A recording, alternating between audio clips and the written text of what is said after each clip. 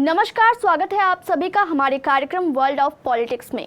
आज world of politics में हम लोग आपके सामने बेहद ही महत्वपूर्ण और चौंकाने वाले मुद्दे को लेकर हाजिर हुए हैं। जी हाँ, इधर हमारे देश की सरकार जहां हिंदू मुस्लिम की लड़ाई में उलझी हुई, तो वहीं दूसरी ओर पूरी दुनिया में तीसरे विश्व युद्ध का खतरा मंडराने लगा है। जी हाँ, आप सही सुन रहे हैं, यह विश्व युद्ध कभी भी शुरू हो सकता है, अगले 2-4 दिनों में या फिर 5-10 दिनों में।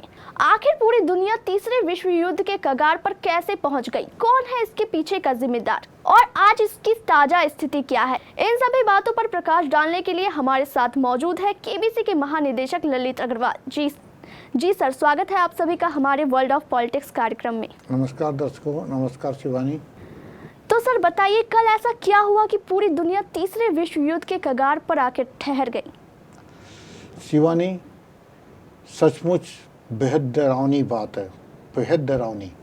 तीसरा विश्व युद्ध सुनकर ही रूह कांप जाती है।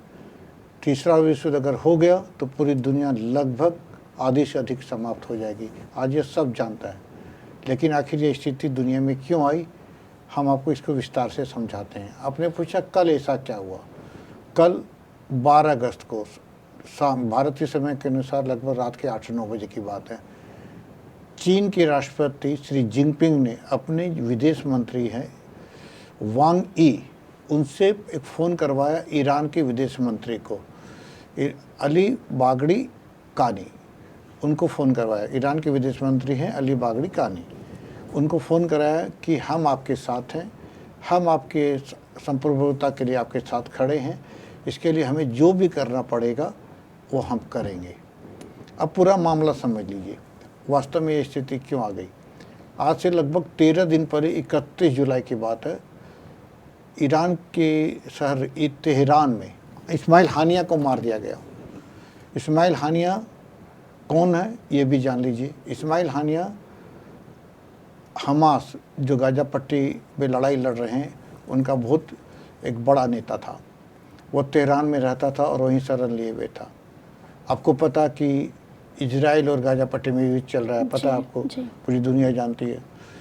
तो इजराइल की जो सीक्रेट एजेंसी है मोसाद और अमेरिका की सीक्रेट एजेंसी CIA, इन दोनों ने मिलकर पॉइंटेड अटैक किया तेहरान में। पहले से लगी हुई थी उसको मारने के लिए इजराइल की सरकार, और उसने CIA की सहायता से 31 जुलाई को एक पॉइंटेड अटैक किया, जिससे इस्माइल हानिया की मौत हो गई। कई और लोग भी मौत हो गई, लेकिन हमास के इस बड़े नेता की भी मौके पर ही मौत हो गई।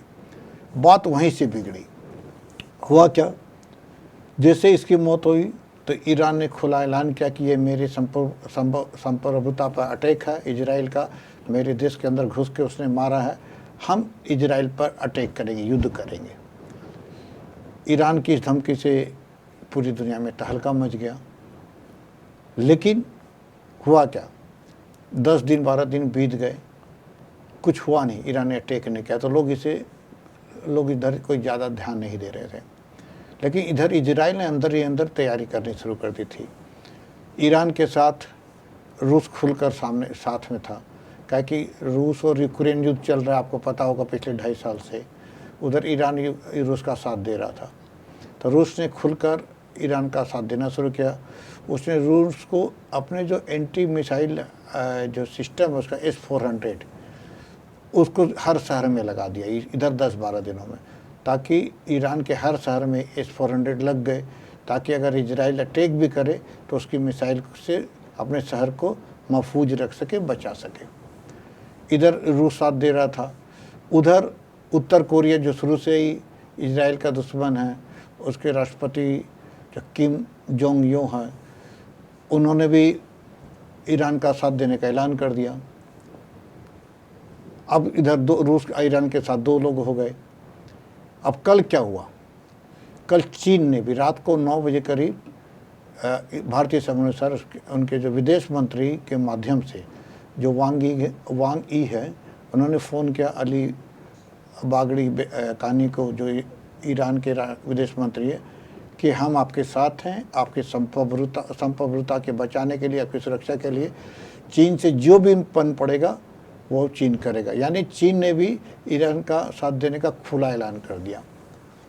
तब ईरान की स्थिति और मजबूत हो गई। उधर आप अमेरिका को ले लीजिए, अमेरिका ने पहले ही ऐलान करके रखा कि अगर ईरान ने इजराइल पे युद्ध किया तो वो ईरान को ख़त्म कर देगा, ईरान पे सीधा अटैक करेगा।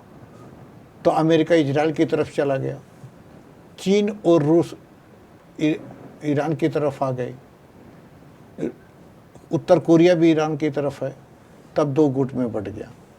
लेकिन अब दुनिया में बहुत से देश हैं, तो अब ये दो गुट में धीरे धीरे बढ़ते जा रहे हैं। और अब लग रहा है कि ईरान चीन की सहायता के बाद ईरान कभी भी हमला कर सकता है। तो ये स्थिति है आज इजराइल और ईरान के युद्ध की।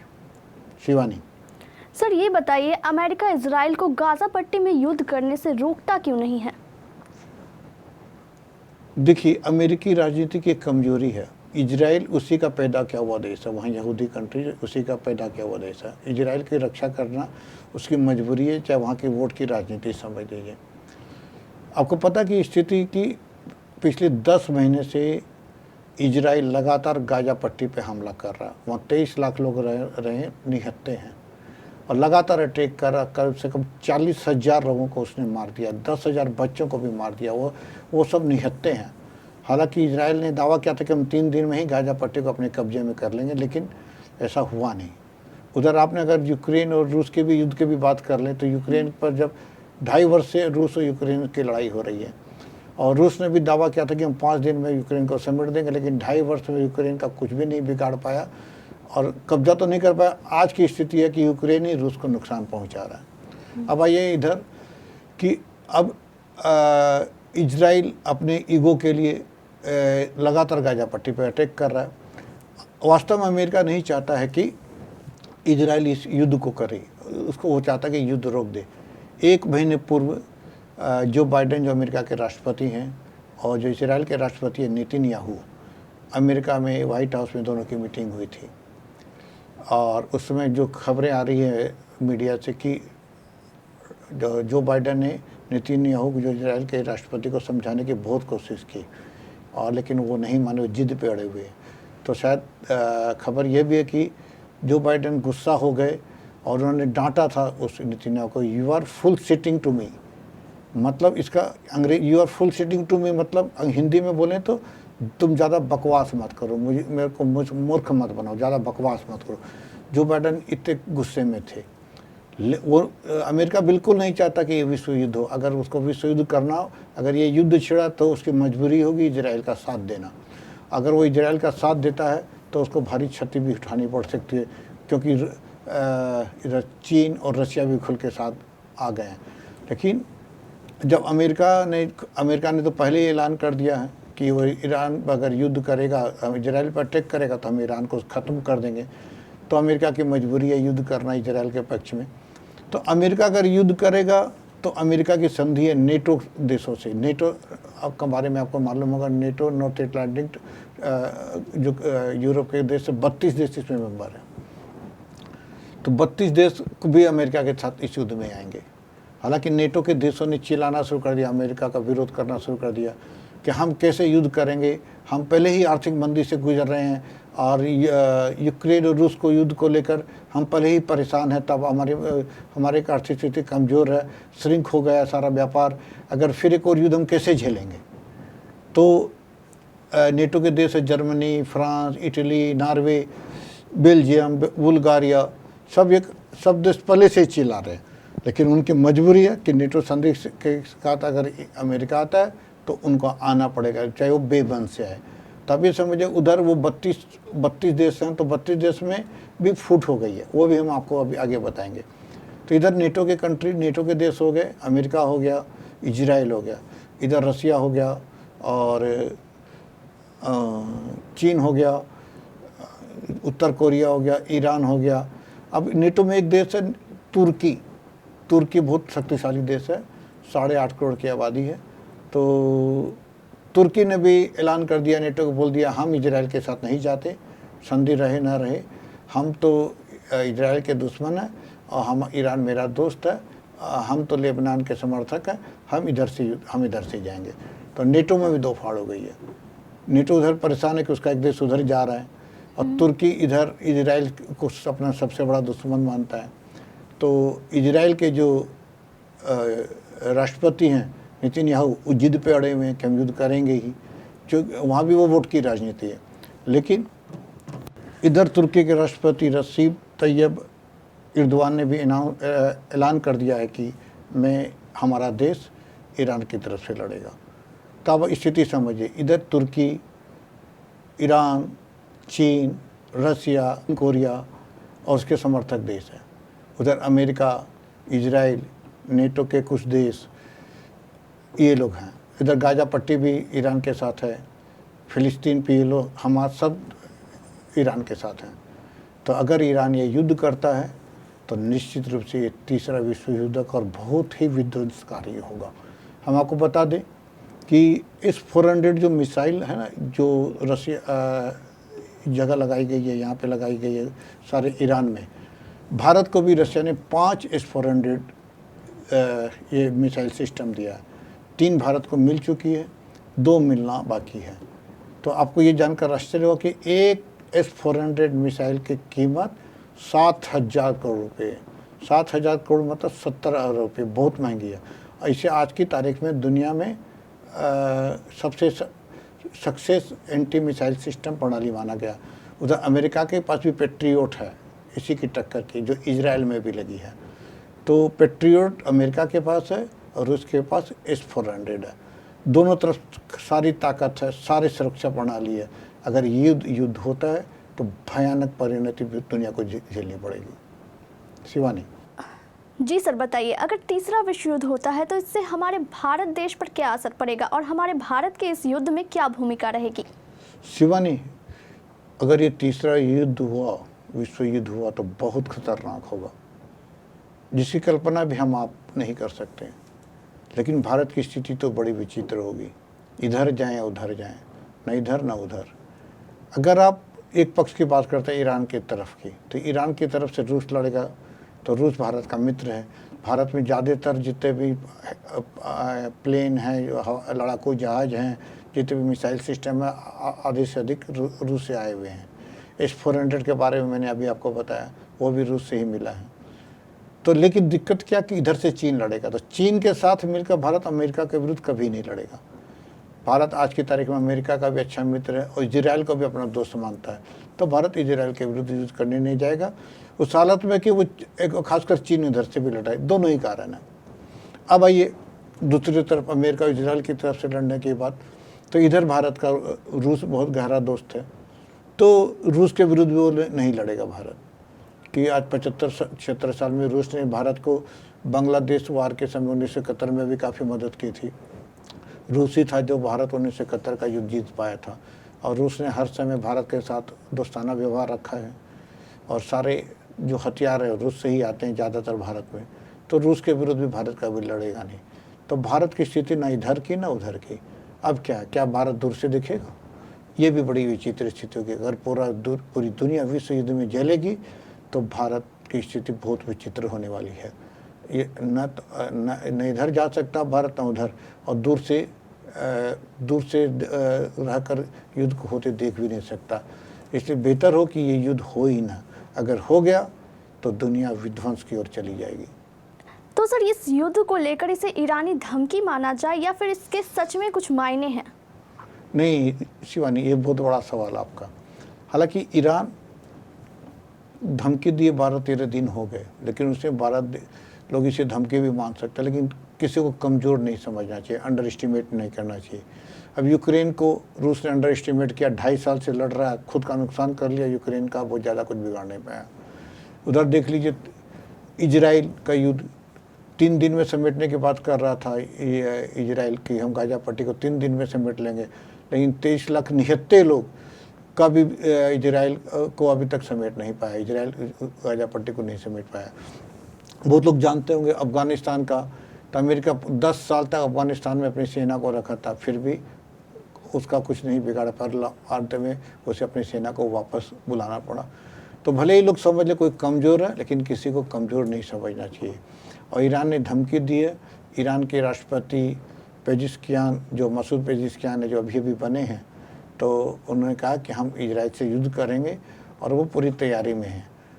दुआ कीजिए कि वो युद्ध ना करे। अगर युद्ध हुआ तो इसकी स्थिति भयानक होने वाली है। मैं आपको थोड़ा और बता देता हूँ कि सऊदी अरब में जो क्षेत्र है, जो गल्फ कंट्री का जो खाड़ी के देशों का क्षेत्र है, उसमें ईरान ने ये भी धमकी दी है, ईरान के जो राष्ट्रपति है मसूद पेजिशकियान ने, कि सिर्फ हम इजराइल को ही टारगेट नहीं करेंगे, हम जो उस कंट्री में आसपास जो अमेरिकी अड्डे हैं, जैसे जॉर्डन में हैं, आप सऊदी अरब में हैं, कुवैत में हैं, आप उधर चले जाइए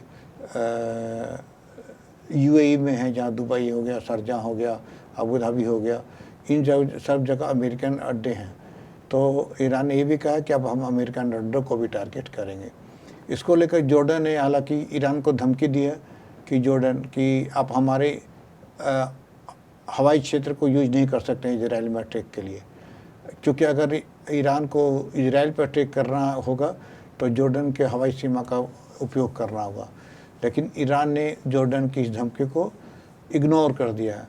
देखिए, जॉर्डन बहुत छोटा देश है, ईरान की आबादी 8.5 करोड़ है और जॉर्डन की आबादी 1 करोड़ 15 लाख। तो जॉर्डन के पास कुछ है नहीं करने के लिए, चाहेगा भी तो ईरान को रोक नहीं पाएगा। लेकिन चूंकि अमेरिका का वो दोस्त है, अमेरिका का पिट्ठू बोल लीजिए, तो अमेरिका के सब पे उसने हालांकि ईरान को धमकी दी है कि आप स्पेस मेरा यूज नहीं कर सकते हवाई क्षेत्र, लेकिन ईरान करेगा। उसने जॉर्डन को की इस बात को वैल्यू भी नहीं दिया, धमकी भी नहीं दिया। इधर ईरान तैयारी कर रहा है, उधर अब देख लीजिए गल्फ कंट्री में Jordan, Kuwait, Abu Dhabi, Dubai, Sharjah, Saudi Arabia, ये कंट्री अमेरिका के साथ हैं। और इधर तुर्की, ईरान और इराक में भी सऊदी अमेरिका का अड्डा है। तो इधर तुर्की, ईरान, लेबनान, PLO, चीन, रसिया, दक्षिण उत्तर कोरिया, ये सब खुल के ईरान के साथ हैं। तो पूरा देश, पूरी दुनिया 2 हिस्सों में बढ़ चुकी है। कुछ देश न्यूट्रल हैं, बहुत सारे देश न्यूट्रल भी, वो चाहते हैं कि ये विश्व युद्ध ना हो। लेकिन अगर ईरान ने किसी दिन भी, वो आज कल परसों 2 दिन, 4 दिन, 5 दिन, 10 दिन, जिस दिन उसको लगेगा, जिस दिन हमारी भाषा में ये कहा कि जिस दिन उसके दिमाग चढ़ गया वो दिन अटैक कर देगा।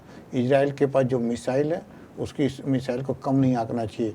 उसने अपनी मिसाइल का नाम रखा हिजबुल्ला, जो आतंकवादी संगठन है उस टाइप के उसकी मिसाइल के नाम है। तो उसको कमज़ोर नहीं आंकना चाहिए, उसकी भी बहुत ताकत है।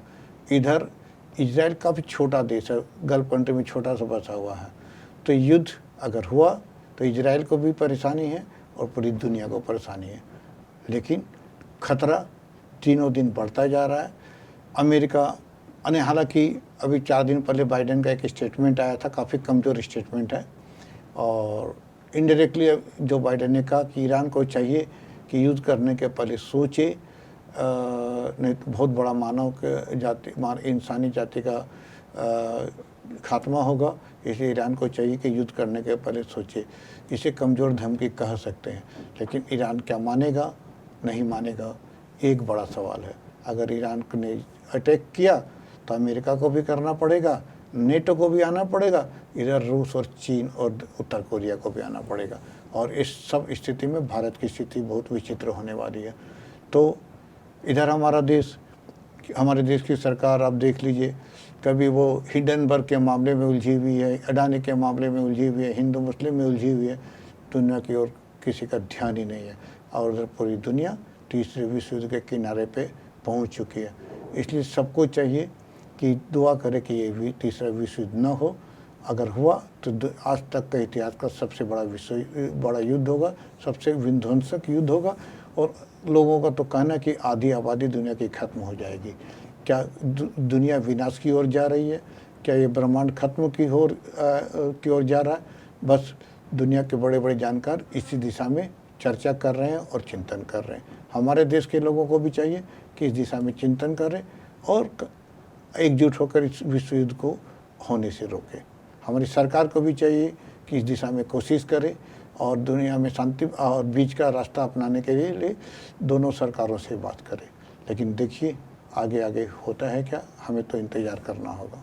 धन्यवाद सर हमारे दर्शकों को इन मुद्दों पर जानकारी देने के लिए। दर्शकों, हम लोग एक बार फिर हाजिर होंगे एक नए मुद्दे को लेकर हमारे इस कार्यक्रम वर्ल्ड ऑफ पॉलिटिक्स में। तो अब तक के लिए इतना ही। आप देखते रहे केबीसी न्यूज़। नमस्कार, धन्यवाद। धन्यवाद।